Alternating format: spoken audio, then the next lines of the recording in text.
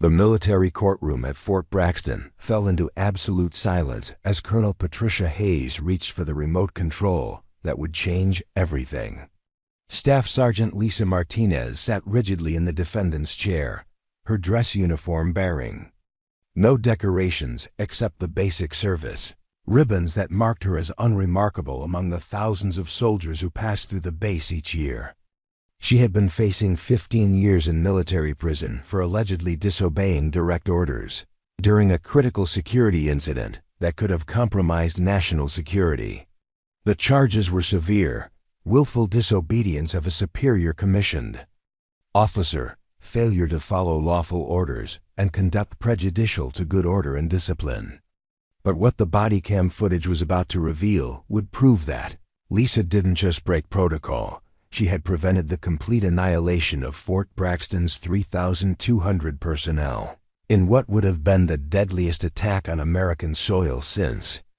Pearl Harbor. Preparing and narrating this type of story took us long efforts and hard work. So if you are enjoying the story, please consider subscribing to our channel. 6 months earlier, Staff Sergeant Lisa Martinez had arrived at Fort Braxton, carrying nothing more than a single duffel bag and a reputation for being competently invisible. At 29, she possessed the kind of face that people forgot within minutes of meeting her average height. Brown hair pulled back in regulation style, and features that seemed designed to blend into any crowd. Her personnel file read like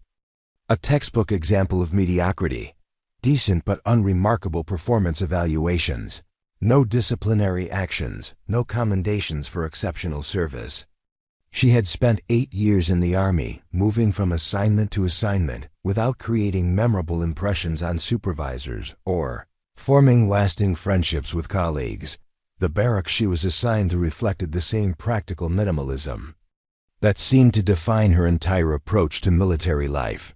Her personal space contained only the required items: regulation uniforms hanging in perfect order, basic toiletries arranged with military precision, and a few paperback novels that suggested someone who preferred solitary activities over social engagement. Unlike most soldiers who decorated their areas with photographs from home, mementos from previous assignments, or personal items that reflected their interests and backgrounds, Lisa's space revealed nothing about who she might be beyond her official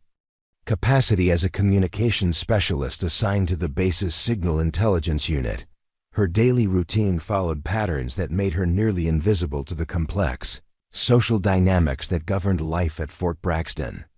She arrived at the communications center precisely 15 minutes before her shift began, performed her duties with quiet competence that earned neither praise nor criticism, and returned to her quarters each evening without participating in the informal gatherings where soldiers built the relationships that made military life bearable. The mess hall conversations that swirled around her during meals touched on hometown memories, future plans, complaints about officers, and the thousand small details that soldiers shared when building bonds of friendship and mutual support. Lisa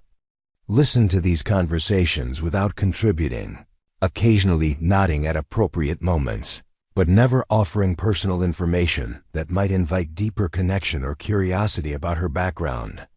Her responses to direct questions were polite but brief, providing the minimum information necessary to satisfy social requirements without encouraging further inquiry.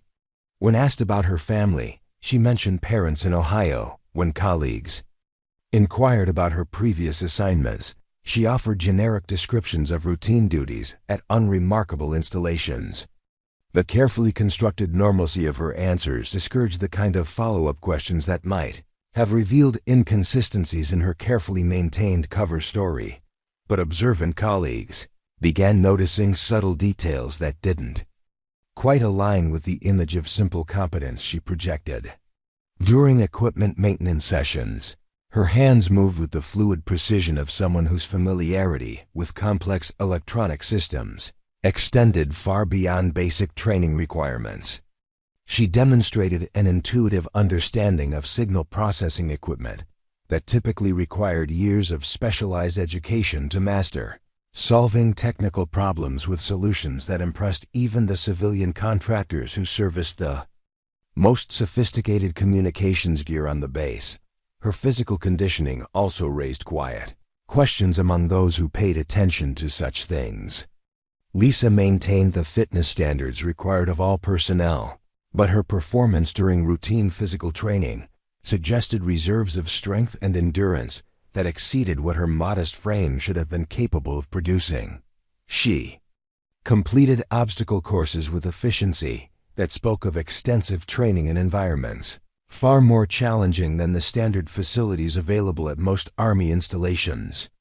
Her movements carried the economical precision of someone who had learned to conserve energy while maintaining readiness for sustained physical demands. The scars on her hands became visible during weapons cleaning sessions. Thin white lines too, precise and numerous to result from the minor accidents that accumulated during normal military service. When questioned about their origin, she offered explanations involving maintenance work and training injuries that satisfied casual curiosity, without inviting deeper investigation. But Master Sergeant Rodriguez, a 20-year veteran who supervised the communications unit, found these explanations increasingly inadequate as he observed Lisa's performance during technical troubleshooting sessions. Her knowledge of communication protocols extended far beyond the standard procedures covered in military occupational specialty training. She demonstrated familiarity with encryption methods and signal analysis techniques that were classified above the security clearance level indicated in her personnel file. During simulated emergency communications exercises, she instinctively implemented security procedures that weren't part of the training scenarios, suggesting experience with operational environments where communication security failures could have life or death consequences. The classified databases that contained her complete service record were restricted at levels that seemed excessive for someone whose official duties involved routine signal maintenance and basic communications support.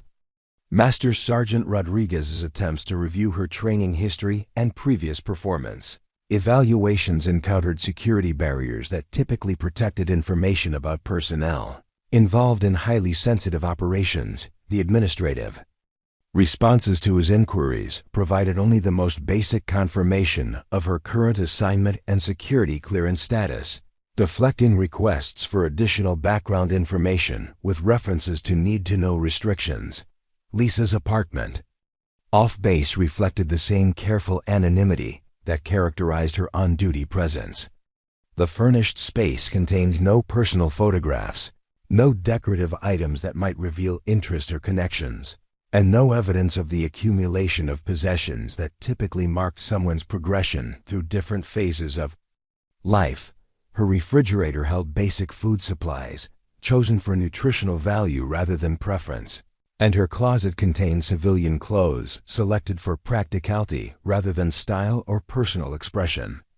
The only reading material consisted of technical manuals related to communications equipment and paperback novels that could have belonged to anyone during the evening hours when most soldiers either socialized on base or explored the entertainment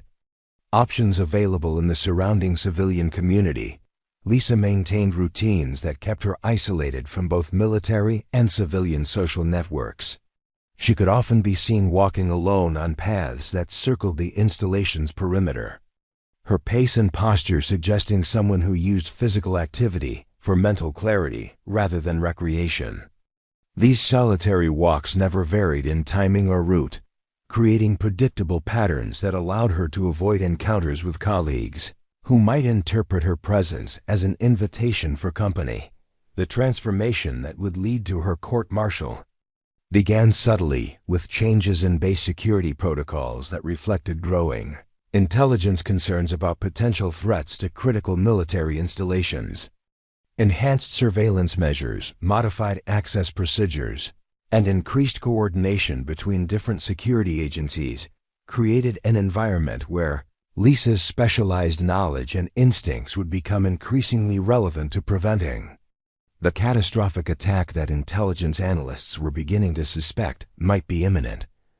the first indication that Staff Sergeant Lisa Martinez would become a problem for Colonel Kane came during a routine briefing about updated communication security protocols. The meeting was intended to be a straightforward, administrative session where personnel would acknowledge receipt of new procedures and confirm their understanding of implementation timelines. Kane expected the kind of passive compliance that had characterized similar briefings throughout his tenure at Fort Braxton, with soldiers listening attentively and responding to direct questions with brief confirmations that demonstrated appropriate respect for the chain of command. Lisa's presence in the briefing room was unremarkable until Major Hoffman began explaining modifications to encryption protocols that would affect daily communications operations. The new procedures required additional verification steps that would slow information processing in exchange for enhanced security against potential electronic surveillance attempts by hostile intelligence services. Kane observed the assembled personnel for signs of the minor frustration that typically accompanied changes to established routines, noting with satisfaction that most soldiers accepted the additional requirements without visible objection or inappropriate questions about strategic considerations beyond their need-to-know authorization. But Lisa's expression during the technical explanation caught Kane's attention in a way that immediately triggered his suspicion that she might be processing information differently than her colleagues. While other personnel focused on the practical aspects of implementing new procedures, Lisa appeared to be analyzing the strategic implications of the security modifications, her face reflecting the kind of analytical thinking that Kane associated with personnel who failed to maintain appropriate boundaries between their assigned responsibilities and broader operational considerations that required higher levels of security, clearance, and command authority. When Major Hoffman asked for questions about the implementation timeline, the expected silence was broken by Lisa's quiet voice requesting clarification about coordination procedures between different communication nodes during the transition period. The question demonstrated familiarity with system architecture that exceeded what her personnel file indicated she should possess, suggesting either unauthorized access to classified technical documentation or previous experience with similar systems in operational environments that were not reflected in her official service record. Kane's immediate response was to note Lisa's name for follow-up investigation, but his broader concern focused on the pattern of behavior that her question represented. Throughout his career, he had learned to identify soldiers who failed to respect the intellectual boundaries that separated different ranks and specialties within the military hierarchy. Personnel who asked questions beyond their immediate responsibilities typically developed into problems that required corrective action before their inappropriate curiosity could influence other soldiers who might mistake independent thinking for acceptable military behavior. The investigation that Kane initiated into Lisa's background through official channels yielded results that increased rather than resolved his concerns about her suitability for continued service at Fort Braxton. Her personnel file contained the basic information required for administrative purposes, but requests for additional details about her training history and previous performance. Evaluations encountered security restrictions that seemed excessive for someone whose current duties involved routine communications maintenance and basic signal processing support. Administrative responses to Kane's inquiries provided only minimal confirmation of her current assignment and security clearance status, deflecting requests for comprehensive background information with references to classification levels and need-to-know restrictions that typically protected personnel involved in highly sensitive operations. The bureaucratic obstacles that blocked Kane's investigation convinced him that Lisa Martinez was either connected to activities that warranted extraordinary security protection or had somehow manipulated administrative systems to conceal information about her background that might disqualify her for continued military service. Kane's frustration with the administrative barriers protecting Lisa's complete service record transformed his initial suspicion into active determination to identify whatever irregularities her carefully maintained anonymity was designed to conceal. His experience with personnel security investigations had taught him to recognize when administrative responses were designed to protect legitimate operational security and when they served to cover unauthorized activities or inappropriate relationships that could compromise military effectiveness and good order and discipline. The pattern of security restrictions surrounding Lisa's background information matched profiles that Kane associated with personnel whose service histories included assignments to units with classification levels that exceeded standard military occupational specialties. But her current position in a routine communications support role seemed inconsistent with the kind of specialized training and operational experience that would justify such extensive protection of her personnel records and service documentation. Kane began directing increased attention to Lisa's daily performance and behavior patterns, instructing supervisory personnel to provide detailed reports about her interactions with equipment, responses to technical challenges, and conversations with other soldiers that might reveal information about capabilities or knowledge that contradicted her official position and stated qualifications. The enhanced surveillance was implemented through existing chain of command procedures that allowed senior officers to monitor subordinates without creating official documentation that might trigger administrative review or raise questions about the proportionality of investigative resources allocated to individual personnel matters. Major Williams received instructions to coordinate the expanded monitoring of Lisa's activities through routine supervisory channels that would provide Kane with comprehensive information about her performance while maintaining the appearance of standard personnel management procedures. Williams understood that her role involved identifying any behavioral anomalies or performance indicators that might support Kane's suspicions about Lisa's background or current activities, while ensuring that the investigation remained within established boundaries for command oversight of military personnel. The systematic observation of Lisa's daily routine began yielding details that confirmed Kane's belief that she was concealing capabilities and experience that exceeded her official qualifications and authorized responsibilities. Her responses to technical problems demonstrated familiarity with classified equipment modifications and operational procedures that were not covered in standard training curricula or technical manuals available to personnel at her clearance level and organizational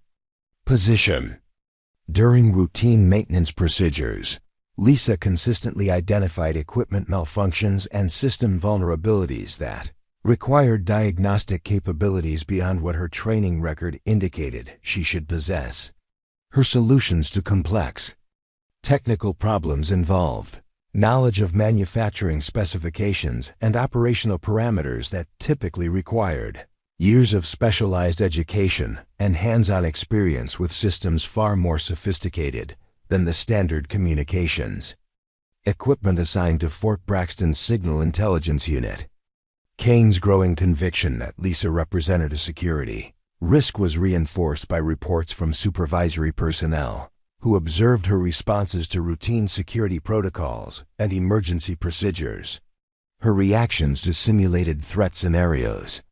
suggested tactical awareness and threat assessment capabilities that exceeded what basic military training provided to communications specialists, indicating possible exposure to operational environments where such knowledge would be necessary for survival and mission accomplishment. The cumulative evidence from Kane's investigation convinced him that Lisa Martinez was either operating under false credentials or had concealed significant portions of her service history through unauthorized manipulation of personnel records and security classification systems.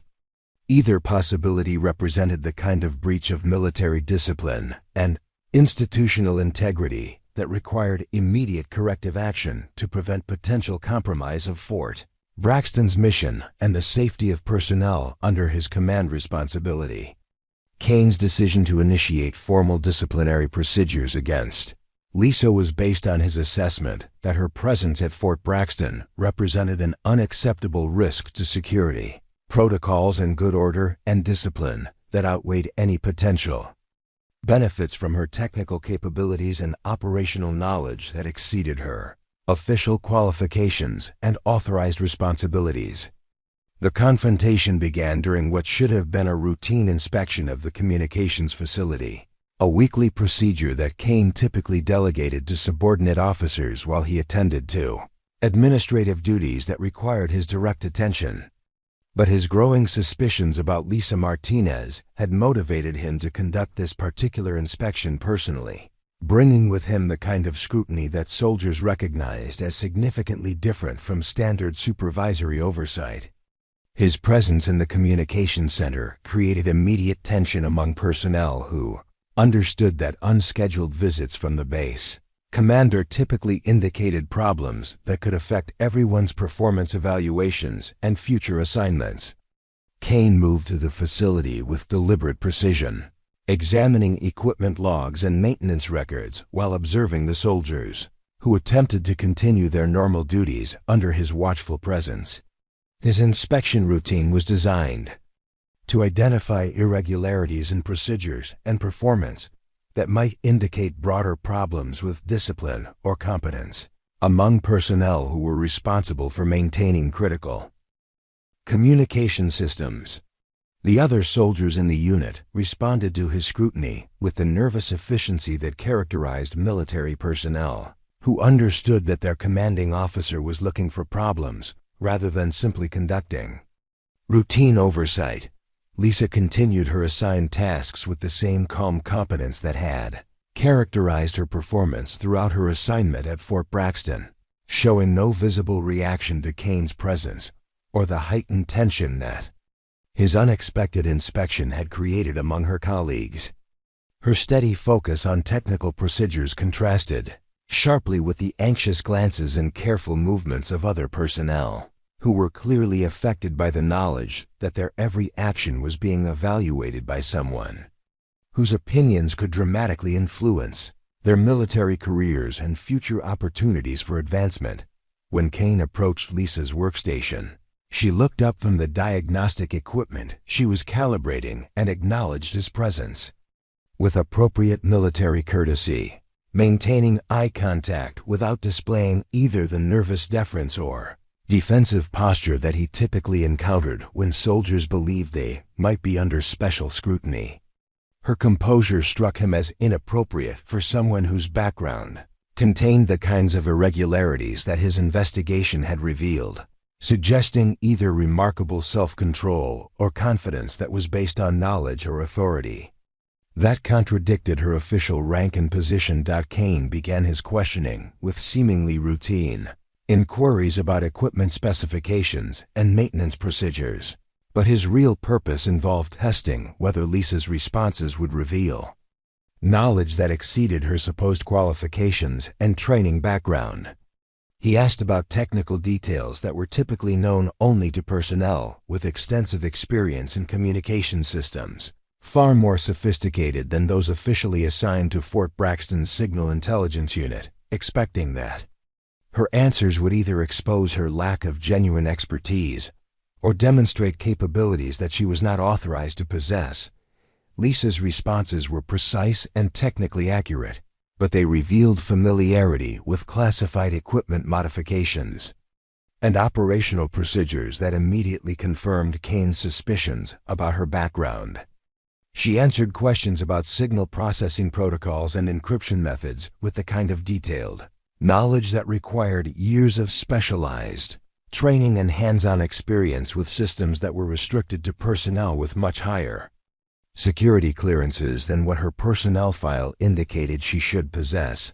Kane pressed further with questions about theoretical scenarios involving equipment failures and emergency communications procedures, designing his inquiries to expose whether Lisa understood the strategic implications of different technical decisions and their potential impact on broader military operations. Her responses demonstrated not only technical competence, but tactical awareness that suggested operational experience in environments where Communication failures could have life or death consequences for military personnel and mission success. Technical discussion attracted attention from other soldiers in the communications center who recognized that Kane's questioning had moved far beyond routine inspection procedures into areas that seemed designed to test Lisa's knowledge and capabilities. Rather than simply verify that she was performing her assigned duties according to established protocols. Sergeant First Class Rodriguez watched the exchange with growing unease, understanding that his subordinate was being subjected to scrutiny that exceeded normal supervisory procedures and appeared intended to expose some form of misconduct or deception. Kane's frustration mounted as Lisa continued to provide accurate answers to increasingly complex technical questions, while maintaining the same calm demeanor that had initially attracted his suspicious attention. Her refusal to show signs of stress or confusion under his intensive questioning suggested reserves of confidence and experience that contradicted everything her official records indicated about her background and qualifications. The disparity between her supposed credentials and her demonstrated capabilities convinced Kane that he was dealing with someone who had deliberately concealed significant portions of her service history for reasons that potentially threatened security protocols and military discipline. The confrontation escalated when Kane directly challenged Lisa about the source of her technical knowledge, asking pointed questions about where she had received training in procedures that were not covered in standard military occupational specialty courses or technical manuals available to personnel at her security clearance level. His questions were designed to force her into either admitting unauthorized access to classified information or providing explanations about previous assignments that would reveal inconsistencies in her official personnel records. Lisa's response was characteristically direct and unembellished, explaining that her knowledge came from extensive study of technical documentation and hands-on experience gained during previous assignments at installations with similar communications equipment. Her answer provided the minimum information necessary to respond to Kane's inquiry without revealing details that might compromise operational security or expose information that was properly classified according to standard military protocols. For protecting sensitive information, Kane recognized that Lisa's careful responses were designed to avoid providing the kind of detailed information that would allow him to verify her explanations through official channels, suggesting that she understood the security implications of discussing specific assignments or operational experiences in an environment where other personnel might overhear information that exceeded their need-to-know authorization. Her skillful deflection of his probing questions demonstrated exactly the kind of sophisticated understanding of classification protocols that contradicted her supposed role as a routine communications specialist. The other soldiers in the communications center watched the increasingly tense exchange with growing discomfort, recognizing that they were witnessing something that exceeded normal command interactions between officers and enlisted personnel. Sergeant Rodriguez found himself in the difficult position of observing what appeared to be harassment of one of his subordinates while being unable to intervene without risking his own career prospects and potentially exposing himself to similar scrutiny from Kane. Kane concluded the inspection with a warning to Lisa that her performance and conduct would receive increased attention from supervisory personnel, making it clear that he considered her a potential problem that required ongoing monitoring and evaluation. His parting comments were delivered in language that other soldiers understood as a threat, indicating that Lisa's continued service at Fort Braxton depended on her ability to demonstrate that she deserved the trust and responsibility that her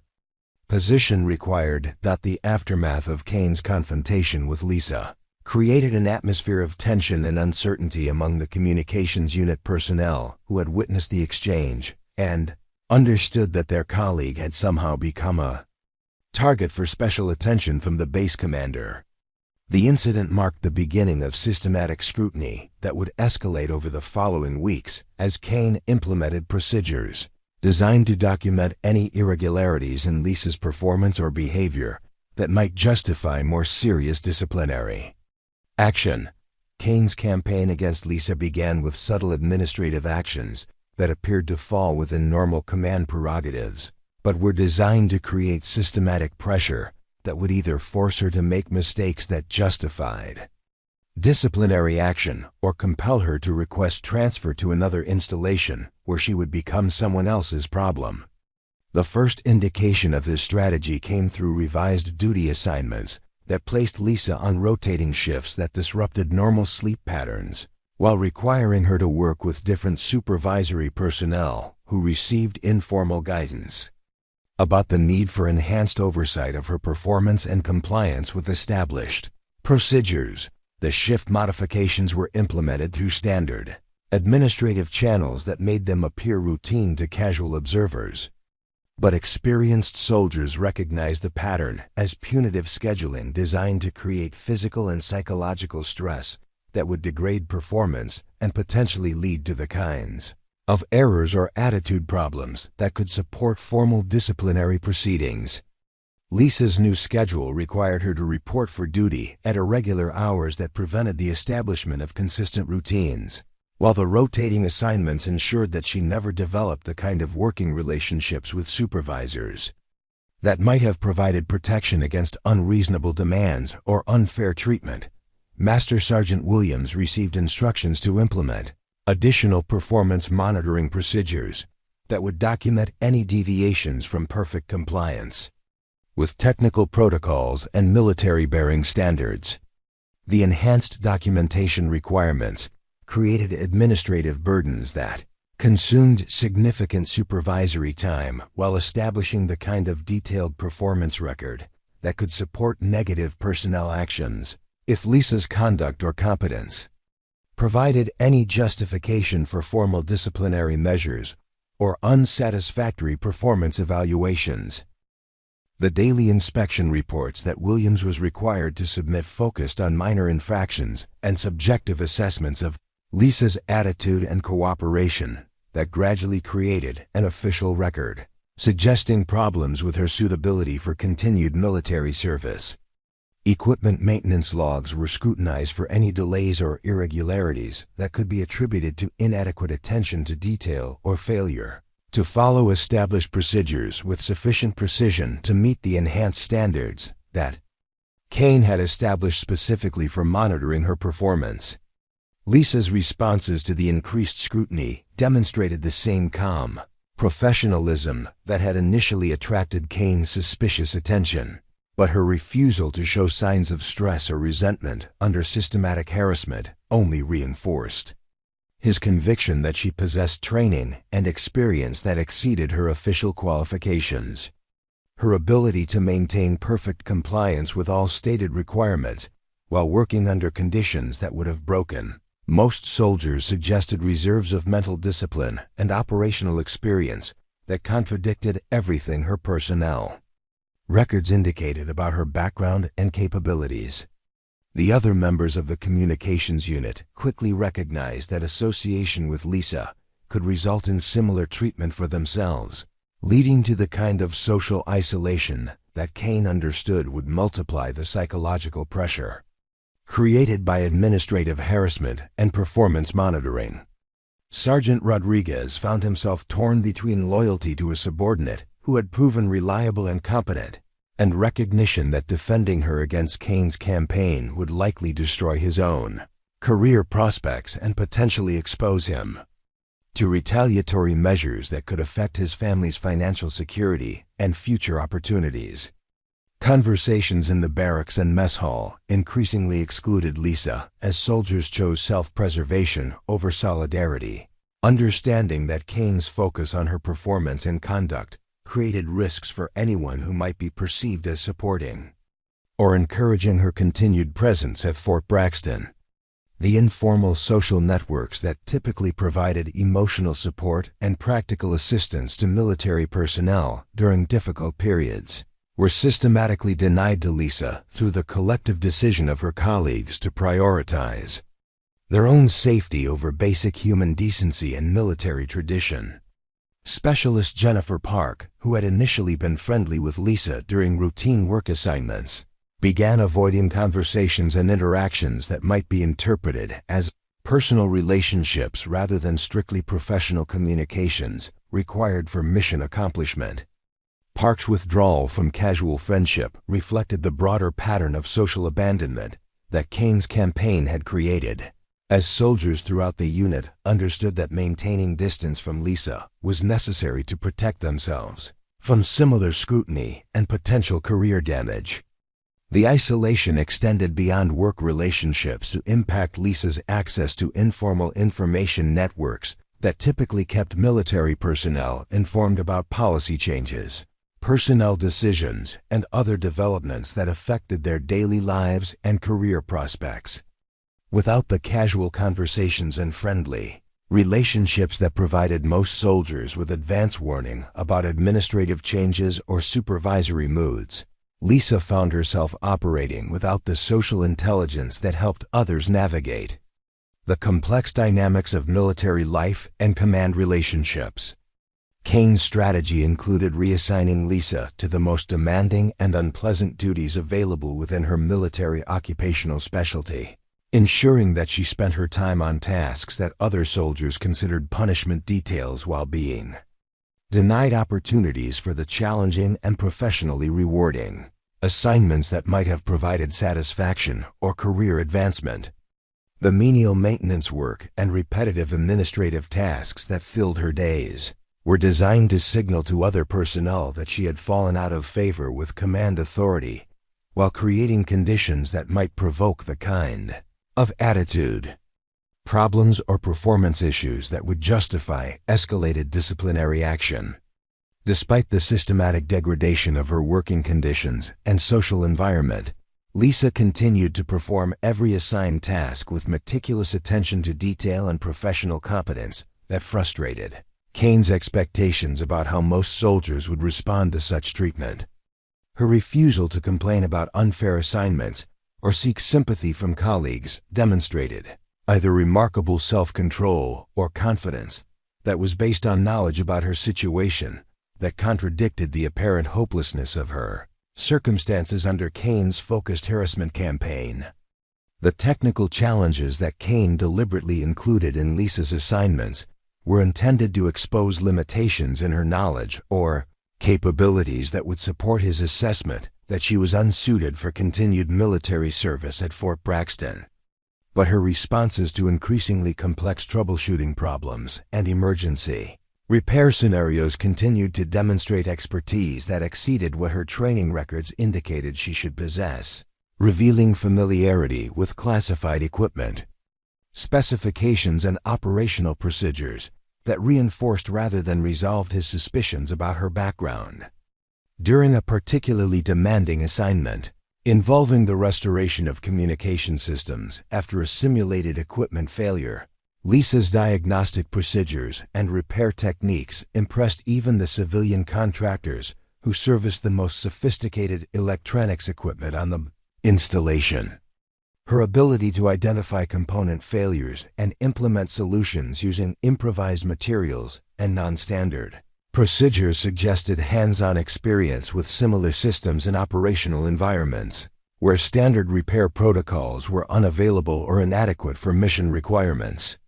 The civilian technicians' professional admiration for Lisa's work created additional complications for Kane's harassment campaign, as their informal comments about her exceptional competence reached military personnel who began questioning whether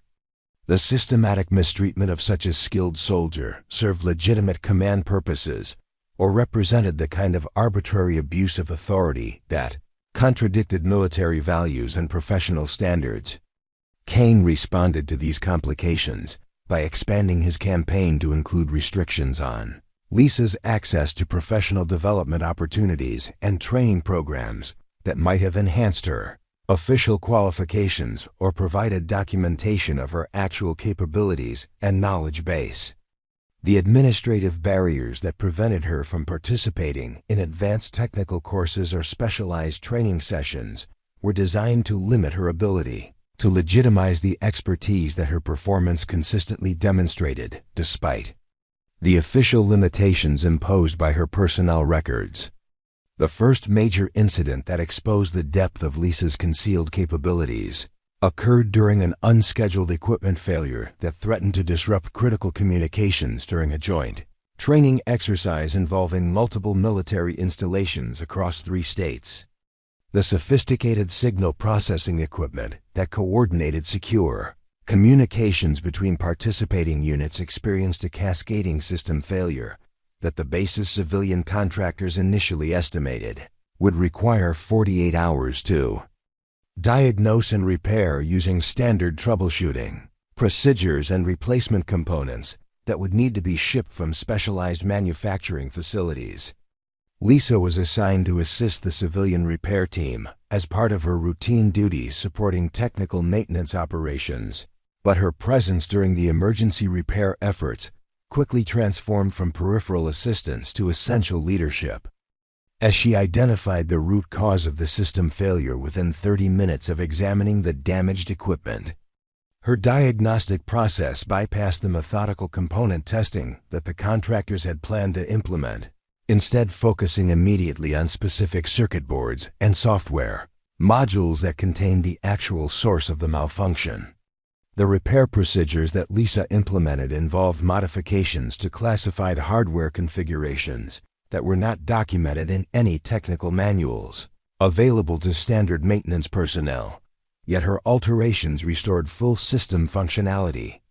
Within 6 hours, while maintaining all security protocols and performance specifications required for the joint exercise to proceed on schedule, the civilian contractors observed her work with growing amazement, recognizing that her knowledge of the equipment's internal architecture and operational parameters exceeded their own expertise, despite their specialized training and years of experience with similar systems.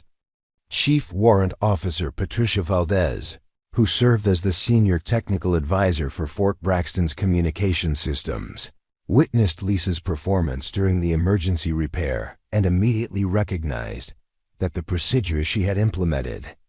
required access to classified technical documentation and hands-on experience with prototype equipment that was restricted to personnel with security clearances far above Lisa's supposed authorization level. Valdez had spent 15 years working with the most advanced communications technology available to military installations, and her professional assessment confirmed that Lisa possessed capabilities that contradicted everything her personnel file indicated about her background and training. The questions that Valdez began asking through unofficial channels about Lisa's technical knowledge and previous assignments encountered the same administrative barriers that had frustrated Kane's investigation, but her approach to gathering information reflected the systematic, analytical skills that had made her invaluable for resolving complex technical problems throughout her military career. Rather than demanding access to classified records through official channels, Valdez began documenting specific examples of Lisa's demonstrated expertise and comparing those capabilities to known training programs and operational assignments that might have provided such specialized knowledge. Her investigation revealed that Lisa's familiarity with communications equipment extended to systems that were deployed only in highly classified operational environments, where standard military personnel would never encounter the specific configurations and security modifications that she clearly understood in detail. The classified nature of these systems meant that personnel who worked with them were typically assigned to units with enhanced security protocols and operational requirements that justified extensive background investigations and continuous monitoring of their activities and associations. Kane's awareness that his harassment campaign was attracting attention from senior technical personnel created additional pressure for him to either escalate his efforts to remove Lisa from Fort Braxton or abandon his persecution before it exposed his own limitations and potentially damaged his reputation among colleagues who valued competence over conformity to arbitrary standards. His conversations with Major Williams increasingly focused on finding administrative justifications for transferring Lisa to assignments where her technical capabilities would be less visible and her presence would not continue to generate questions about her background and qualifications. But the administrative obstacles that protected Lisa's complete service history also prevented Kane from implementing transfer orders without providing detailed justifications that might attract scrutiny from higher headquarters personnel who possessed security clearances sufficient to access her classified records. His attempts to characterize her as a disciplinary problem or security risk required documentation that would withstand review by officers whose authority exceeded his own and whose professional judgment might not support his assessment of the situation. The tension between Kane's determination to remove Lisa from his command and the administrative barriers that limited his options created increasingly desperate attempts to provoke her into responses that would justify serious disciplinary action, regardless of her technical competence or professional performance. His instructions to supervisory personnel became more explicit about the need to create conditions that would force Lisa to either request transfer or commit infractions serious enough to warrant court-martial proceedings that would remove her from military service entirely. Sergeant Major Patricia Hayes, who served as the senior enlisted advisor for base operations, began receiving informal reports about Kane's systematic harassment of Lisa from non-commissioned officers who were uncomfortable with the escalating pressure being applied to a soldier whose performance and conduct remained exemplary despite the hostile environment created by command attention. Hayes possessed sufficient experience and institutional knowledge to recognize that Kane's behavior reflected personal vendetta rather than legitimate command concerns, but her ability to intervene was limited by military protocol that required her to support commissioned officers unless their actions clearly violated established regulations. The moral dilemma that Hayes faced reflected broader ethical questions about the responsibilities of military leaders when command authority was used to pursue personal objectives rather than legitimate military purposes. But her options for addressing Kane's conduct were constrained by the same hierarchical structure that enabled his harassment campaign. Her attempts to gather information about Lisa's background through senior enlisted networks encountered the same security restrictions that had frustrated other unofficial investigations, suggesting that the administrative barriers protecting Lisa's records were designed to prevent exactly the kind of scrutiny that Kane's campaign had generated. Lisa's continued perfect performance under increasingly harsh conditions began attracting attention from personnel throughout Fort Braxton who recognized that her situation represented something unprecedented in their experience with military discipline and command relationships. The disparity between her demonstrated competence and the treatment she received from Kane created whispered conversations among soldiers who understood that they were witnessing either gross misuse of command authority or circumstances involving classified factors that justified extraordinary measures to protect operational security. The investigation that Valdez was conducting through technical channels began yielding circumstantial evidence that Lisa's background included assignments to units that operated with classification levels requiring special access programs and compartmented information protocols designed to protect the most sensitive military operations from unauthorized disclosure.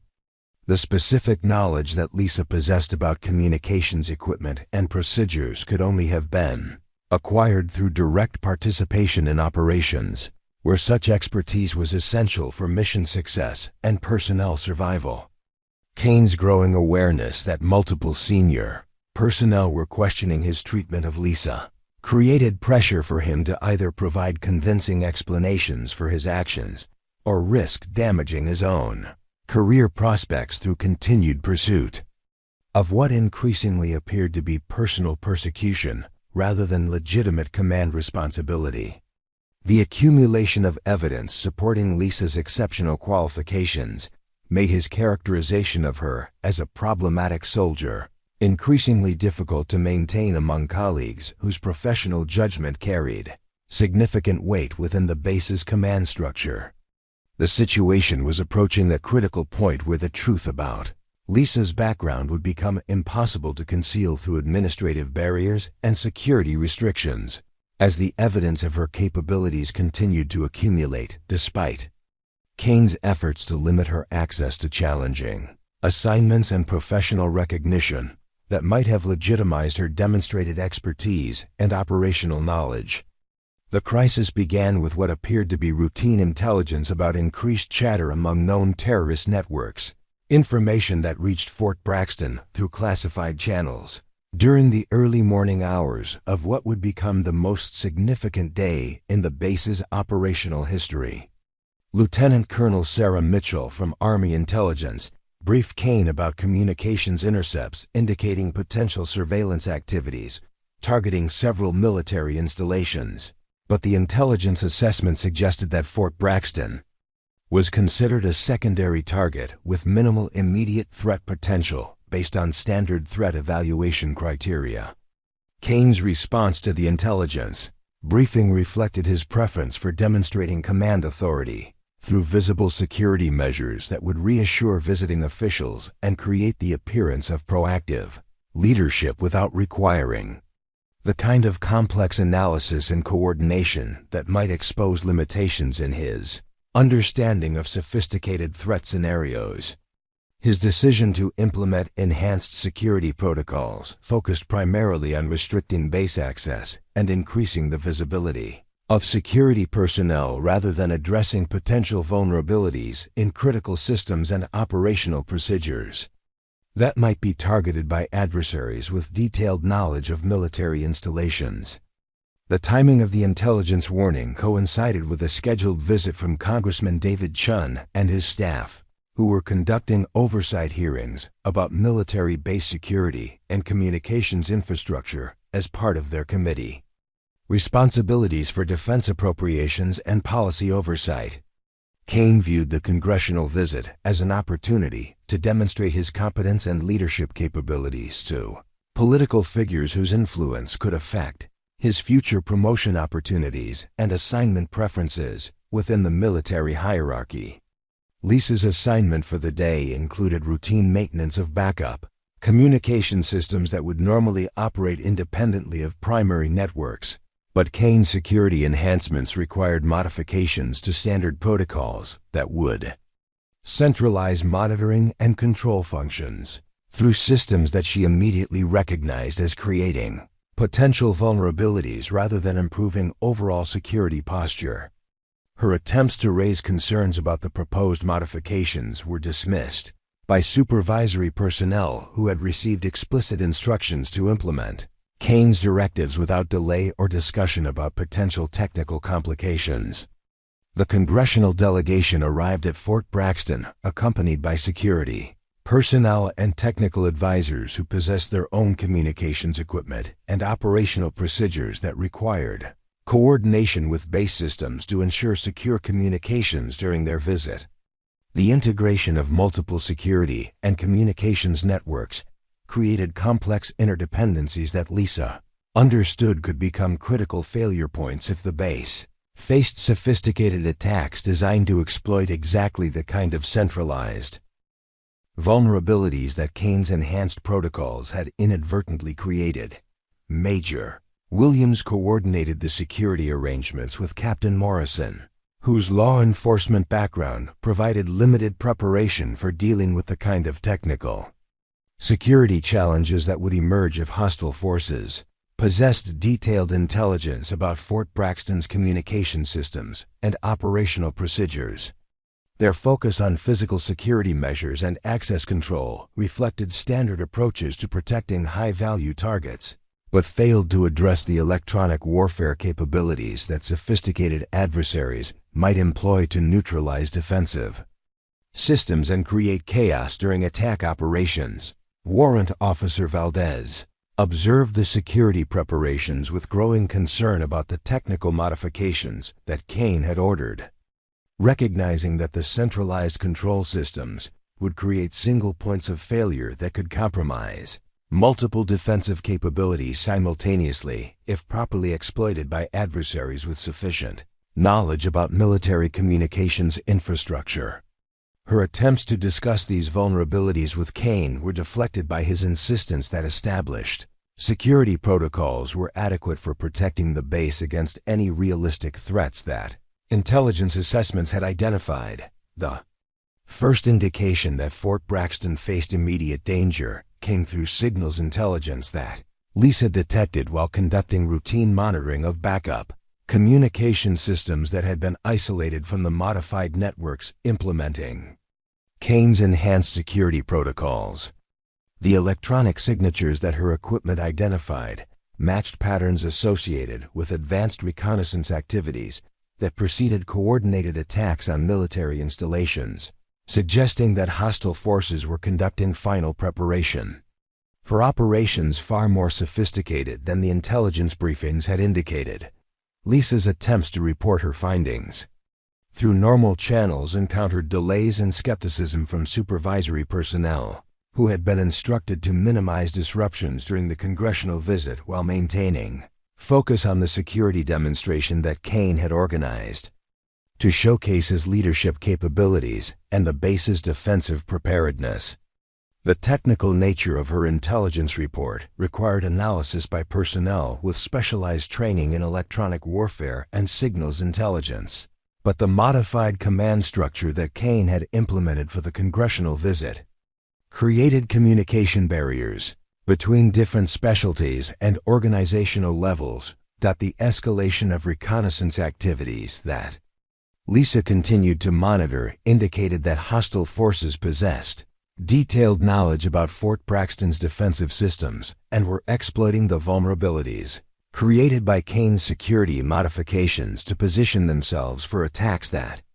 would neutralize critical capabilities before defensive responses could be coordinated and implemented.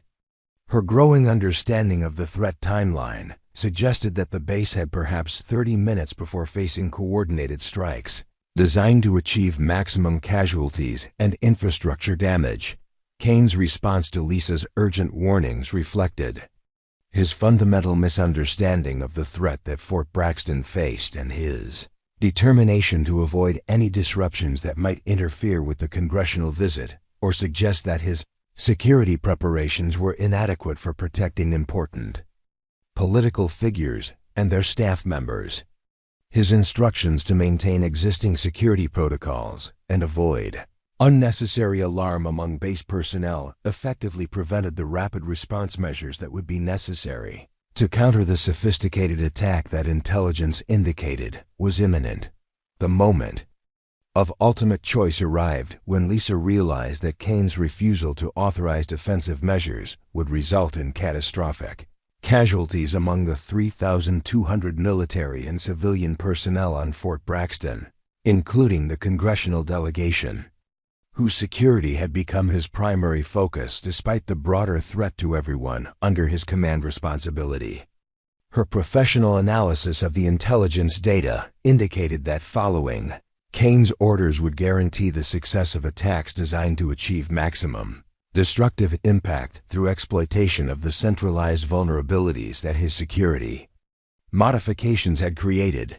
Lisa faced the decision that would define not only her own future, but determine whether thousands of people would survive the next hour. Understanding that disobeying Kane's direct orders would result in court-martial and military imprisonment while potentially preventing the deadliest attack on American military personnel since the Second World War, her choice between military obedience and moral responsibility would be captured by the Bodycam equipment that recorded every moment of the crisis that was about to transform Fort Braxton from a routine training installation into the site of either unprecedented tragedy or miraculous survival. The countdown to catastrophe had begun, with Lisa holding the knowledge and capabilities necessary to prevent disaster while facing command authority that would prosecute her for the very actions that could save everyone's lives, including those of the people whose orders she would have to disobey to protect them from consequences they refused to acknowledge or understand. The attack began at exactly 14:23 hours,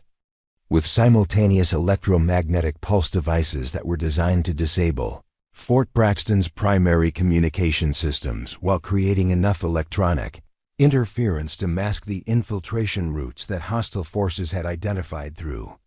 their surveillance of Kane's modified security protocols. Lisa watched the cascade of system failures from her isolated monitoring station as the centralized networks that Kane had insisted were essential for enhanced security became the primary pathway through which sophisticated malware began propagating. Throughout the base's defensive infrastructure, Kane stood in the command center surrounded by congressional staff members and security personnel who had gathered to observe the demonstration of Fort Braxton's defensive capabilities that was supposed to showcase American military preparedness and technological superiority. The initial system malfunctions appeared to be minor technical difficulties that could be resolved through standard troubleshooting procedures. But Lisa understood from the electronic signatures she had been monitoring that the equipment failures were coordinated attacks designed to blind the base's sensors while positioning assault teams for strikes against critical facilities and personnel. Her attempts to contact the command center through official communication channels failed as the malware systematically disabled the networks that Kane had centralized to improve command and control during the congressional visit.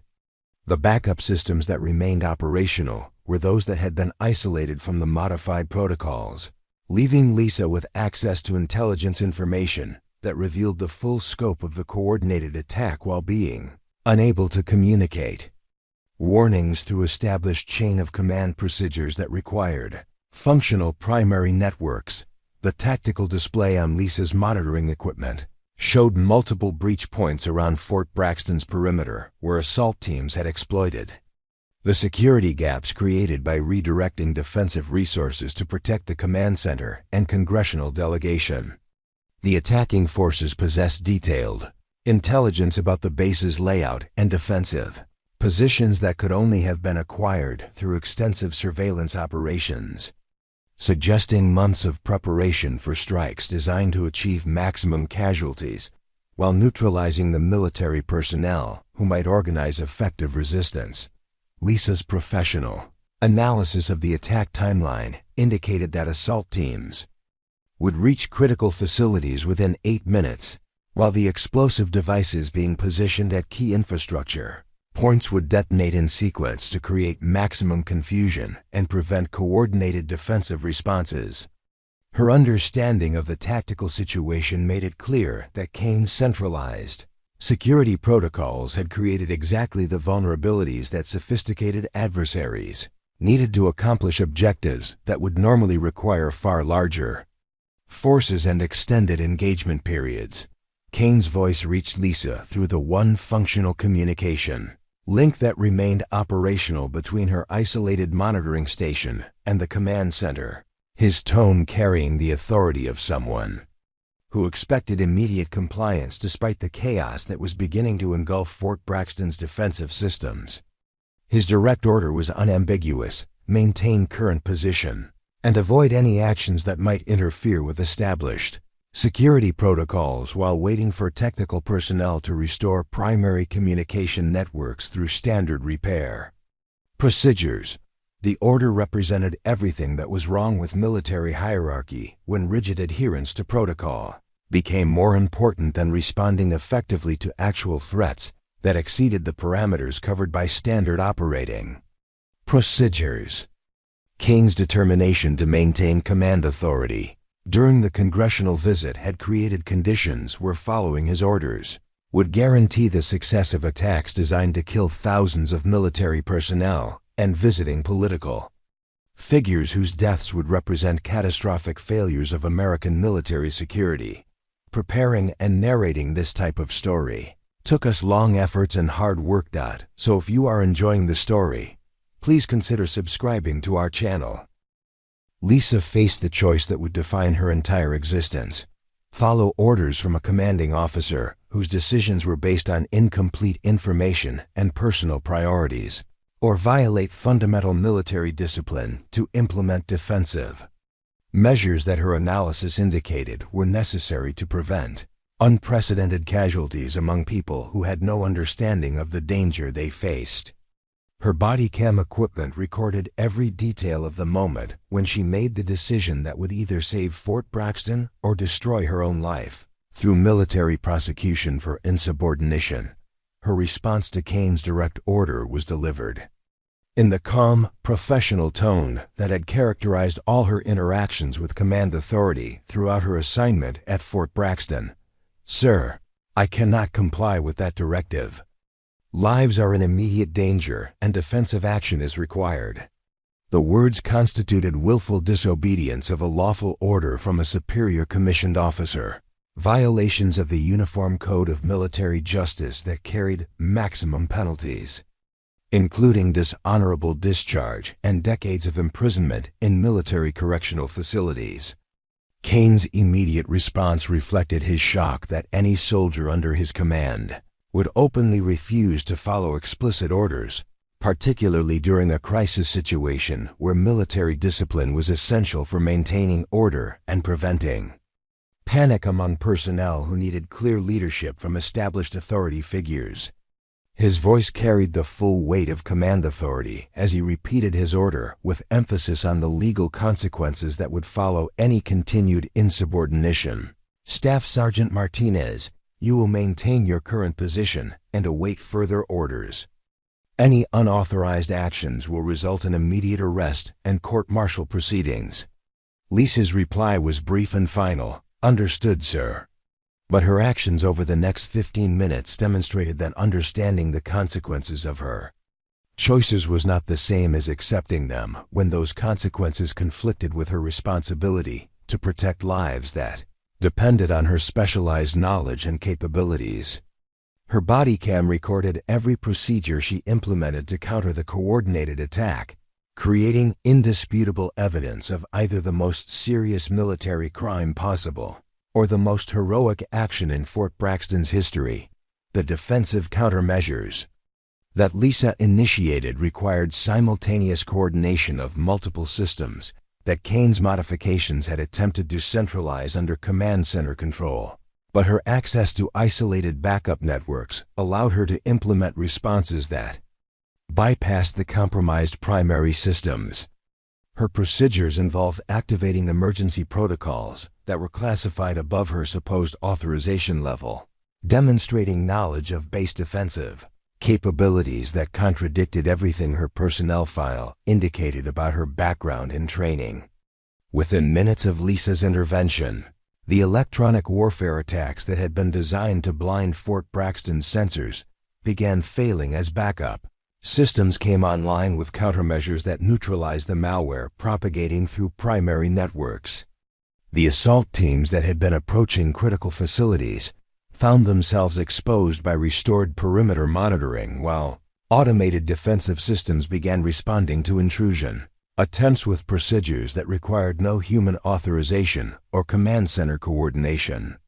Kane watched from the command center as systems that he had believed were completely disabled began functioning through networks that should not have existed, implementing defensive responses that exceeded anything he understood about Fort Braxton's capabilities. His realization that Lisa had directly disobeyed his orders while somehow restoring critical defensive systems created confusion about whether her actions represented criminal insubordination or exceptional competence that had prevented disaster through unauthorized initiative. The congressional delegation observed the dramatic restoration of defensive systems with amazement that gradually transformed into questions about how one soldier could accomplish what appeared to be impossible without proper authorization or support from command authority. Their security personnel began demanding explanations about base capabilities and personnel qualifications that Kane could not provide without revealing his own ignorance about the resources under his command. Lisa's Bodycam continued recording as she implemented final defensive procedures that would either vindicate her decision to disobey orders or provide irrefutable evidence for her prosecution by military courts that would have no choice but to impose maximum sentences for such blatant violations of military discipline and command Authority during crisis situations involving congressional oversight and base security. The review of Lisa's bodycam footage began 3 days after her arrest, when Colonel Patricia Hayes from Army Criminal Investigation Command arrived at Fort Braxton to conduct a preliminary investigation that would determine whether Staff Sergeant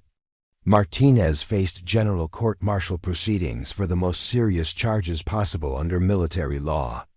Hayes had spent 25 years investigating cases involving military discipline and national security, but the circumstances surrounding Lisa's alleged crimes presented complexities that exceeded anything in her previous experience with insubordination and unauthorized actions during crisis situations. Kane sat in the secured conference room alongside Major Williams and Captain Morrison, confident that the bodycam evidence would provide irrefutable proof of Lisa's willful disobedience of direct orders during a critical security situation involving congressional oversight. His prepared testimony emphasized the clear chain of command violations and unauthorized system modifications that Lisa had implemented despite explicit instructions to maintain position and await further orders from proper authority. The charges he had filed included willful disobedience, failure to obey lawful orders, and conduct prejudicial to good order and discipline that collectively warranted the maximum penalties available under military justice. Colonel Hayes began the evidence review with standard procedures for examining digital recordings, but within the first few minutes of Lisa's bodycam footage, her expression changed from routine professional assessment to intense concentration. That indicated she was witnessing something far more significant than the simple disciplinary case that Kane had described in his initial reports. The electronic displays visible in Lisa's monitoring station showed tactical information that Hayes recognized as requiring security clearances far above what Lisa's personnel file indicated she possessed. The technical procedures that Lisa implemented during the crisis demonstrated familiarity with classified defensive systems that were restricted to personnel with special access, authorizations, and extensive background investigations. Hayes paused the footage to examine specific screen displays that showed Lisa accessing command protocols for weapons, systems, and electronic countermeasures that officially did not exist at Fort Braxton, according to standard base documentation, and security briefings provided to congressional oversight committees. Kane's confusion about the systems appearing in the bodycam footage reflected his own limited understanding of Fort Braxton's actual defensive capabilities, which had been classified above his security clearance level to protect operational details from potential compromise through routine administrative channels.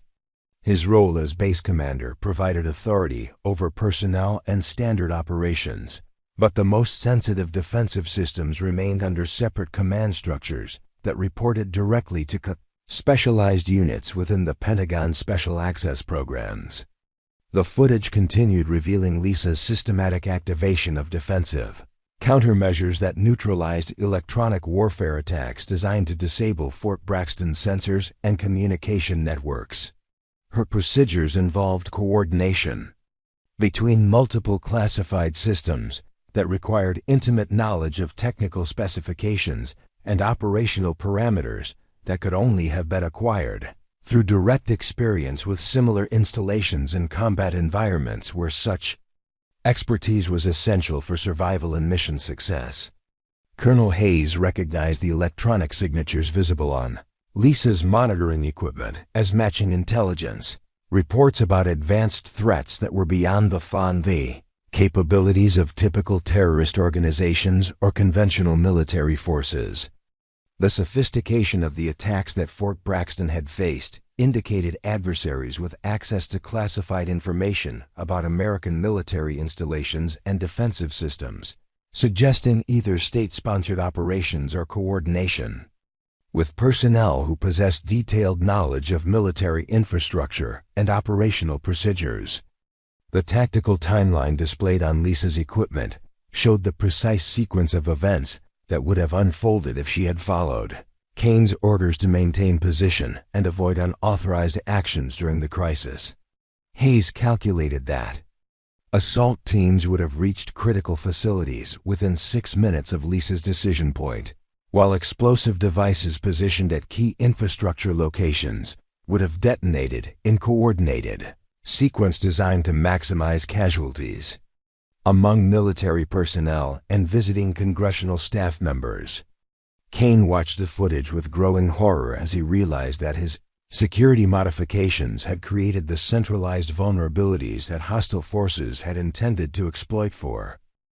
achieving objectives that would have resulted in thousands of casualties and catastrophic damage to American military prestige and congressional confidence in base security measures. His insistence on maintaining command authority during the congressional visit had prevented the rapid defensive responses that Lisa's analysis had indicated were necessary to counter sophisticated attacks that exceeded his understanding of realistic threat scenarios. The Bodycam recorded Lisa's voice communications with automated systems that responded to authentication codes and command protocols that were not documented in any materials available to standard base personnel or command staff. Her ability to coordinate defensive measures through classified networks demonstrated access to operational capabilities that contradicted everything her supposed background indicated about her training and previous assignments within the military hierarchy. Colonel Hayes paused the footage again to examine display screens that showed Lisa implementing electronic countermeasures against advanced malware that was propagating through Fort Braxton's primary communication networks. The defensive software that she deployed required specialized knowledge of computer security and electronic warfare that was restricted to personnel with years of training the most classified aspects of military cybersecurity operations and threat assessment procedures. The revelation that emerged from continued analysis of the Bodycam footage was that Lisa had prevented what intelligence assessments later confirmed would have been the deadliest attack on American military personnel since the attacks on September 11, 2001. The coordinated assault that hostile forces had planned involved simultaneous strikes against Fort Braxton's command center, communications facilities, and personnel areas that would have killed approximately 3,200 military and civilian personnel, including Congressman Chun and his entire staff delegation. Kane's voice on the recorded communications demonstrated his complete failure to understand either the scope of the threat that Fort Braxton faced or the defensive capabilities that Lisa possessed through her actual background and training. His repeated orders for her to maintain position and avoid unauthorized actions would have guaranteed the success of attacks that were designed to exploit exactly the centralized vulnerabilities that his security modifications had created during the congressional visit. The technical analysis that Colonel Hayes conducted with assistance from Pentagon specialists confirmed that every action Lisa had taken was not only justified by the tactical situation, but represented the only possible response that could have prevented catastrophic casualties and infrastructure damage. Her systematic activation of classified defensive systems had created overlapping protective measures that neutralized electronic warfare attacks, while exposing assault teams to automated defensive responses that eliminated hostile forces before they could reach their intended targets. Major Williams watched the footage with dawning comprehension that the soldier, Kane, had been systematically harassing possessed qualifications and operational experience that exceeded anything in Fort Braxton's official command structure. Lisa's calm implementation of complex defensive procedures under extreme time pressure demonstrated the kind of specialized training that was available only to personnel selected for the most sensitive military operations involving national security and classified technology protection. The final portions of Lisa's Bodycam footage showed her coordination of base-wide defensive systems that had successfully repelled an attack designed by adversaries who possessed detailed intelligence about Fort Braxton's standard security protocols and expected defensive responses. Her ability to implement countermeasures that exceeded established defensive parameters had prevented what would have been characterized as successful enemy action against a major American military installation. During congressional oversight activities, Colonel Hayes concluded her preliminary review with the understanding that Lisa Martinez was either the most criminally insubordinate soldier in military history or a highly trained operative whose actions had prevented unprecedented catastrophe through the kind of specialized expertise that was normally invisible to standard command structures. The bodycam evidence that Kane had expected would support his court-martial charges had instead revealed that Fort Braxton's survival depended entirely on the soldier, whose background contained secrets that were protected at classification levels exceeding his authority to access or understand. The investigation that would follow Hayes' preliminary assessment would determine whether Lisa faced prosecution for the most serious military crimes possible or recognition for preventing what intelligence analysis confirmed would have been the most devastating attack on American military forces in the modern era.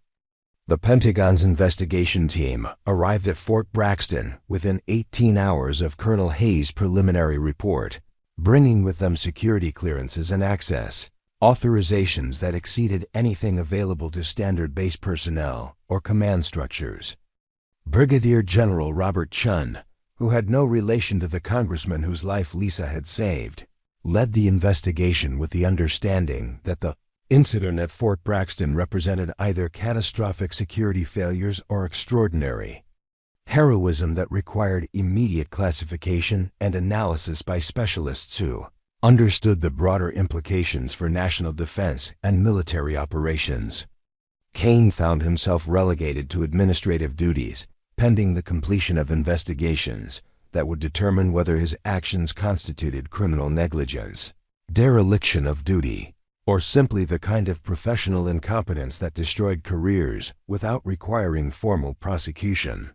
His security clearance was suspended immediately upon the arrival of Pentagon investigators, who needed to review classified materials that had been beyond his authorized access throughout his tenure as base commander, revealing that his actual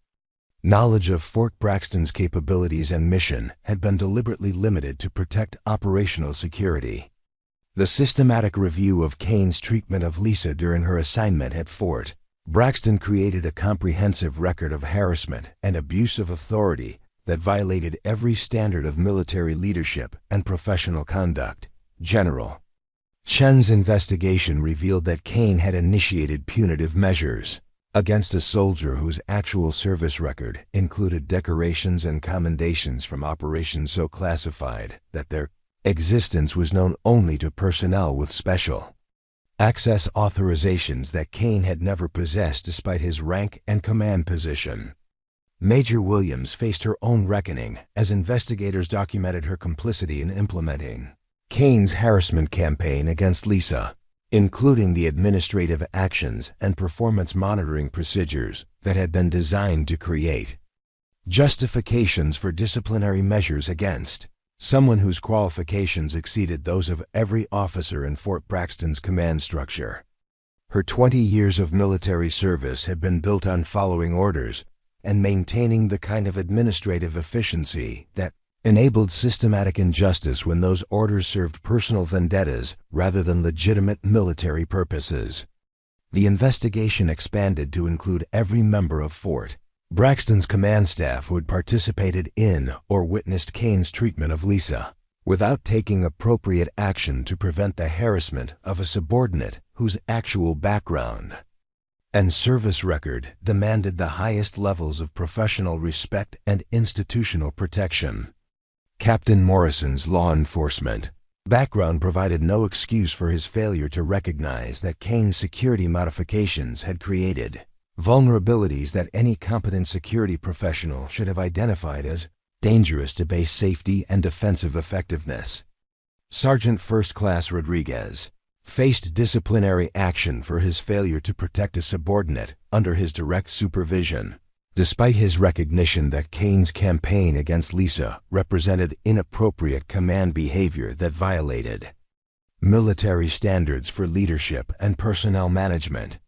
His choice to prioritize his own career security over basic supervisory responsibilities had enabled systematic harassment that could have prevented the defensive actions that saved thousands of lives during the coordinated attack on Fort Braxton. The social isolation that Lisa had experienced throughout her assignment became the subject of detailed investigation as Pentagon personnel interviewed soldiers and civilian contractors who had witnessed Kane's harassment campaign without intervening or providing support to someone who was being systematically persecuted for reasons that none of them understood. Specialist Jennifer Park's testimony revealed the cowardice that had characterized the response of military personnel who chose self-preservation over basic human decency and military tradition. General Chun's access to Lisa's complete service record revealed a career that included assignments to the most classified military operations conducted by American forces in the past decade, with performance evaluations and commendations from senior officers whose names were familiar to anyone with knowledge of special operations and intelligence activities at the highest levels of government. Her expertise in communication systems and electronic warfare had been developed through direct participation in missions, where such knowledge was essential for preventing strategic failures that could have resulted in international crises. The cover identity that had allowed Lisa to operate as Rebecca Martinez had been maintained through security protocols designed to protect personnel whose operational experience made them targets for hostile intelligence services and terrorist organizations that considered them high-value targets worthy of assassination or kidnapping. Her assignment to Fort Braxton had been intended as a routine monitoring position that would provide rest and recovery while maintaining operational readiness for future assignments requiring her specialized capabilities. Kane's harassment campaign had created exactly the kind of scrutiny and attention that the cover identity was designed to prevent, exposing Lisa to security risks that could have compromised not only her safety but ongoing operations that depended on her continued availability. For assignments that required her unique combination of technical expertise and operational experience, his systematic persecution of someone whose actual qualifications exceeded his own represented a level of professional incompetence that justified immediate removal from command authority. The classified debriefing sessions that followed revealed Lisa's actual identity as Major Rachel Stevens, whose military career had included assignments to Delta Force support operations, CIA technical assistance programs, and joint operations with allied intelligence services in environments where American military personnel operated under deep cover to prevent international incidents. Her expertise in communications and electronic warfare had been developed through years of training and operational experience that represented millions of dollars in specialized education and field experience. Chief Warrant Officer Valdez learned that her technical assessments of Lisa's capabilities had been correct, but that the security restrictions protecting Lisa's background had prevented anyone at Fort Braxton from understanding that they had been working alongside someone whose service record included successful completion of missions that most military personnel would never be authorized to know existed. The modifications that Lisa had made to communication systems during routine maintenance had actually improved Fort Braxton's defensive capabilities while maintaining the appearance of standard technical support activities. The congressional hearing that followed the investigation created public awareness of the attack on Fort Braxton while protecting the classified details of Lisa's background and the specialized defensive systems that had prevented catastrophic casualties. Congressman Chun's testimony emphasized the heroism of military personnel who had prevented what intelligence analysis confirmed would have been the deadliest attack on American military forces since Pearl Harbor, without revealing the specific identity or qualifications of the soldier whose actions had saved his life and those of his staff. Kane's military career ended not through court-martial or criminal prosecution, but through administrative separation that acknowledged his complete failure to understand the resources under his command or recognize the qualifications of personnel whose expertise could have improved Fort Braxton's effectiveness and security posture. His treatment of Major Stevens represented everything that was wrong with military leadership when rank became more important than competence and personal prejudices overrode professional judgment about personnel assignments and capabilities. The transformation of Fort Braxton's command structure began immediately with the appointment of officers whose security clearances and operational experience qualified them to understand and utilize the full range of defensive capabilities and specialized personnel that had been assigned to the installation. General Chun's final report recommended systematic changes to personnel management and command selection procedures that would prevent future incidents where qualified soldiers faced harassment from commanders whose limitations prevented them from recognizing exceptional competence and service records. The Medal of Honor recommendation that accompanied Major Stevens' restoration to her actual rank and identity recognized heroism that had prevented unprecedented casualties through the kind of individual initiative and professional excellence that represented the highest traditions of military service and sacrifice for the protection of American lives and national security interests. Major Rachel Stevens accepted her new assignment as Director of Advanced Personnel Assessment and Development at the Pentagon 3 months after the Fort Braxton incident, understanding that her role would involve reforming the military's approach to identifying and utilizing exceptional talent that might be hidden within conventional personnel systems. Her office overlooked the Potomac River from the 3rd floor of the Pentagon's E-Ring, but the view held less significance for her than the mandate she had received to prevent future incidents where qualified personnel faced persecution from commanders whose limitations prevented them from recognizing extraordinary capabilities and service potential. The transformation began with systematic review of personnel files and performance evaluations throughout the military establishment, identifying patterns where exceptional soldiers had been marginalized or harassed by supervisors whose understanding of military effectiveness was limited to traditional measures that failed to account for specialized training and operational experience. Rachel's team included intelligence analysts and human resources specialists who possessed security clearances sufficient to access the complete service records that had been invisible to standard command structures, revealing hundreds of cases where highly qualified personnel had been wasted or mistreated by commanders who lacked the knowledge necessary to evaluate their actual worth. Fort Braxton became the pilot installation for new personnel management protocols that emphasized competence-based leadership and merit-focused advancement rather than the rigid hierarchy and conformity requirements that had enabled Kane's harassment campaign. The base's transformation attracted attention from military installations worldwide as commanders observed the dramatic improvements in operational effectiveness and personnel satisfaction that resulted from leadership structures that valued expertise over rank and encouraged intellectual initiative rather than blind obedience to authority figures whose judgment might be flawed. Colonel Patricia Hayes, who had been promoted to oversee the implementation of personnel reforms at multiple installations, worked directly with Rachel to develop training programs that taught officers to recognize and utilize exceptional talent, regardless of how that talent might be concealed within conventional military structures.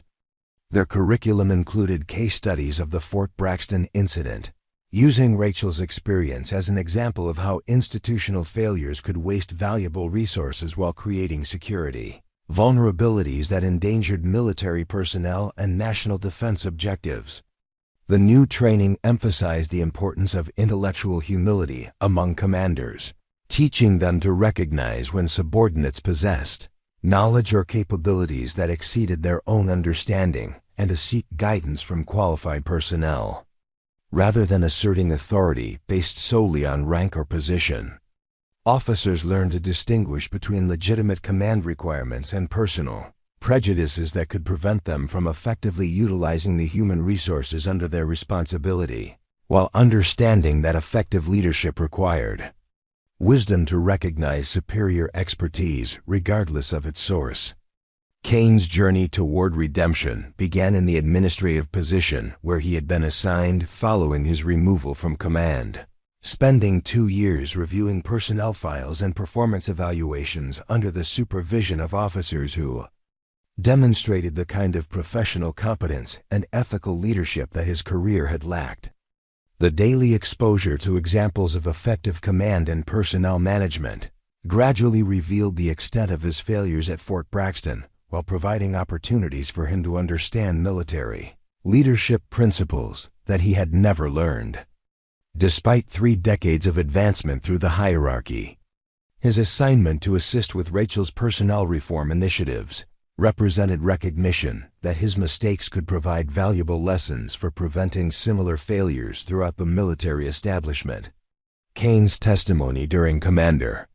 training sessions about his harassment of Major Stevens became powerful demonstrations of how personal prejudices and insecurity could create dangerous blind spots that compromised military effectiveness while violating the fundamental principles of leadership and professional responsibility that define successful military service. The cultural transformation spread throughout the military establishment as Rachel's personnel reforms revealed previously hidden talent and capabilities that had been suppressed or ignored by traditional command structures. Soldiers who had been marginalized for demonstrating knowledge that exceeded their supposed qualifications found themselves recognized and promoted to positions where their expertise could contribute effectively to military objectives and national security requirements. Major Sarah Kim, who had been reassigned from a communications unit where her technical innovations had been dismissed as inappropriate initiative, became the lead developer for next-generation military communication systems after Rachel's team identified her actual qualifications and operational potential. Her work revolutionized battlefield communications while providing career advancement opportunities that had been denied by commanders who viewed innovation as insubordination rather than valuable contribution to military effectiveness. The ripple effects extended beyond individual success stories to transform institutional culture through accumulated changes in how military organizations identified, developed, and utilized human resources. Training academies began emphasizing intellectual curiosity and adaptive thinking rather than rigid conformity to established procedures, producing officers who understood that effective leadership required continuous learning and recognition. That expertise could emerge from unexpected sources throughout the military hierarchy. Rachel's influence on military education became legendary within professional development circles, though she maintained the same preference for substance over recognition that had characterized her response to persecution at Fort Braxton.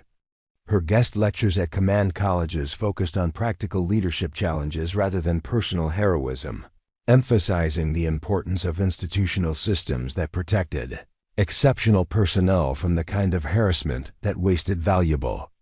resources while creating security vulnerabilities. The medal ceremonies and public recognition that Rachel received for preventing the Fort Braxton attack were accepted graciously, but without enthusiasm, reflecting her understanding that genuine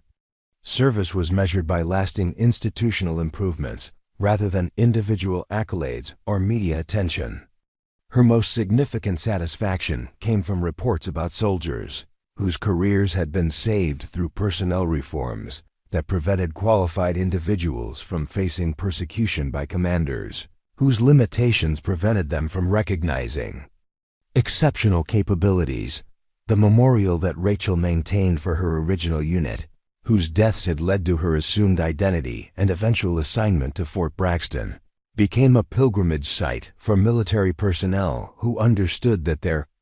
service existed within a continuum of sacrifice that extended far beyond individual recognition or career advancement. The simple stone marker attracted visitors from throughout the military establishment who came to understand that Institutional improvement required. Honoring those whose deaths had revealed the need for systemic changes in how military organizations protected and utilized their most valuable resources. Students in Rachel's advanced leadership programs learned that command authority was meaningless without the wisdom to recognize superior knowledge and the courage to acknowledge when subordinates possessed capabilities that exceeded their own understanding. Her curriculum emphasized that effective leadership required intellectual honesty and professional humility rather than the kind of insecurity that led to harassment of qualified personnel who threatened comfortable assumptions about hierarchy and authority. The case studies that emerged from the Fort Braxton incident became standard components of military ethics and leadership training throughout the armed forces, providing concrete examples of how individual integrity could prevent institutional failures while demonstrating the importance of personnel systems that protected exceptional talent from persecution by inadequate commanders. Rachel's story proved that standing alone for principle could create transformative changes that extended far beyond immediate circumstances to influence military culture and operational effectiveness. The long-term impact of Rachel's reforms was measured through statistical analysis that showed dramatic improvements in personnel retention, operational effectiveness, and innovation rates at installations that implemented competence-based leadership and merit-focused advancement systems. The military establishment gradually recognized that traditional hierarchy and conformity requirements had been wasting valuable human resources while creating security vulnerabilities that could be exploited by adversaries who understood American military weaknesses better than American commanders. Fort Braxton became known throughout the military community as the installation where individual courage and institutional wisdom had combined to prevent unprecedented catastrophe while creating lasting improvements in how military organizations identified and protected exceptional personnel. The base's transformation from a site of systematic harassment to a model of effective leadership and personnel development demonstrated that military institutions could learn from their failures while honoring the individuals whose sacrifices revealed the need for fundamental changes in organizational culture and command philosophy. Rachel's legacy continued through every commander who chose competence over comfort, every leader who protected subordinates from inappropriate persecution, and every institution that valued expertise regardless of its source or the conventional expectations that might conceal extraordinary capabilities within ordinary appearances. Her story had become proof that individual integrity could indeed transform institutions. When courage met opportunity at precisely the moment when truth became more important than convenience, authority, or the comfortable lies that protected people from acknowledging uncomfortable realities about leadership, sacrifice, and what military service actually required from those who understood the difference between performance and principle. The woman who had faced court-martial for disobeying orders had created a transformation that honored not only her own service but the memory of fallen comrades whose deaths had demanded nothing less than absolute commitment to protecting lives. Through institutional changes that prevented future tragedies caused by command failures and systematic waste of the human resources that represented America's greatest strategic advantage in an uncertain world. 10 years after the Fort Braxton incident, Rachel Stevens stood before a classroom of newly commissioned officers at West Point, her hair now showing threads of silver that reflected the weight of experiences that most military personnel would never encounter in a lifetime of service. The young faces before her represented the future of American military leadership, and each one possessed the potential to either perpetuate the institutional failures that had nearly cost thousands of lives or embrace the principles that could prevent similar tragedies from occurring in their own commands. Her final lecture of the semester always focused on the same theme: the moment when personal integrity collides with institutional pressure, when following orders conflicts with saving lives, when courage requires standing alone against authority that has lost its moral foundation. She never mentioned her own experience directly, but every officer in her classroom understood that the woman before them had faced choices that define not only individual character, but institutional future. Leadership, Rachel told them, her voice carrying the quiet authority that came from understanding consequences at the deepest level, is not about commanding others to follow your decisions. It's about having the wisdom to recognize when you're wrong and the courage to listen to people who know better, regardless of their rank or how their knowledge threatens your assumptions about authority. The transformation that had begun at Fort Braxton continued spreading throughout military installations worldwide, creating ripple effects that extended far beyond the American armed forces as allied nations observed the operational improvements that resulted from leadership systems based on competence rather than hierarchy. Military attaches from 37 countries had visited Fort Braxton to study personnel management reforms that had produced measurable increases in defensive effectiveness while virtually eliminating the harassment and discrimination that had previously wasted valuable human resources. Rachel's influence on military culture was measured not through public recognition or media attention, which she continued to avoid, but through the accumulated decisions of thousands of officers who had learned to value expertise over conformity and protect exceptional personnel from persecution by inadequate commanders. Her reforms had saved careers, prevented institutional failures, and created environments where innovation flourished rather than being suppressed by leaders who mistook intellectual curiosity for insubordination. The most significant validation of Rachel's work came through statistical analysis showing that military units implementing competence-based leadership experienced 40% fewer critical failures, 60% higher retention rates among high-potential personnel, and dramatic improvements in adaptive responses to unexpected threats that required rapid innovation rather than adherence to established protocols. The data proved that institutional culture shaped operational effectiveness in ways that traditional military education had failed to understand or address. But Rachel measured success through individual stories rather than statistics, through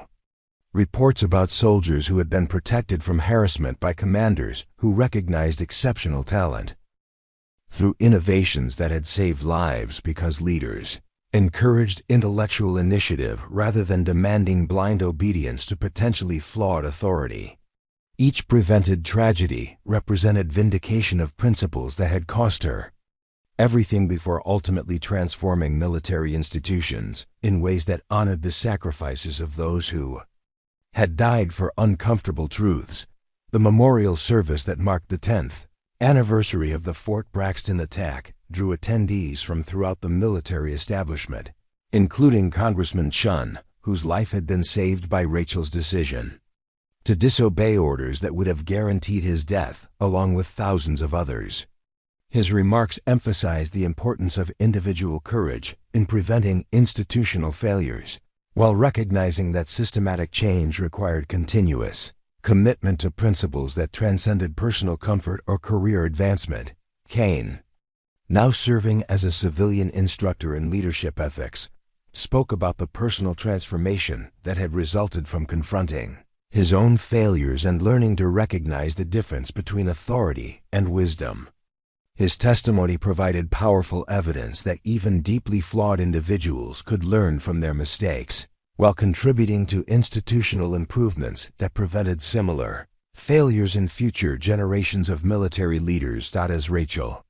concluded her final lecture at West Point, she offered the same challenge that had defined her entire career. When you face the choice between following orders and doing what's right, remember that history judges leaders not by their compliance with authority, but by their courage to protect the people who depend on them for survival. Sometimes the greatest act of loyalty to your institution is refusing to participate in its failures. The standing ovation that followed her remarks was not for the decorated officer who had prevented an unprecedented catastrophe, but for the teacher who had shown them that individual integrity could indeed transform institutions when principle became more important than personal safety or professional advancement. If this story moved you, you're not alone. Rachel Stevens' courage reminds us that one person willing to stand for truth can change everything, even when it means standing alone against impossible odds. What would you do if faced with Rachel's choice? Would you have the courage to disobey? Orders to save lives, knowing it could cost you everything? Share your thoughts in the comments below. We read every single one and love hearing your perspectives on these incredible stories of human courage. This story proves that heroes often wear no medals and seek no recognition, but their actions echo through generations, creating changes that save countless lives we'll never know about. If you believe in the power of individual integrity to transform institutions, hit that subscribe button and join our community of people who understand that real heroism happens when no one is watching. Don't forget to ring the notification bell so you never miss stories like this, tales of ordinary people who chose extraordinary courage when it mattered most. And if you know someone who needs to hear Rachel's story, share this video, because sometimes we all need reminders that standing alone for what's right is never truly standing alone. From all of us here, thank you for watching, and remember, your moment to choose courage over comfort might be closer than you think. Make it count.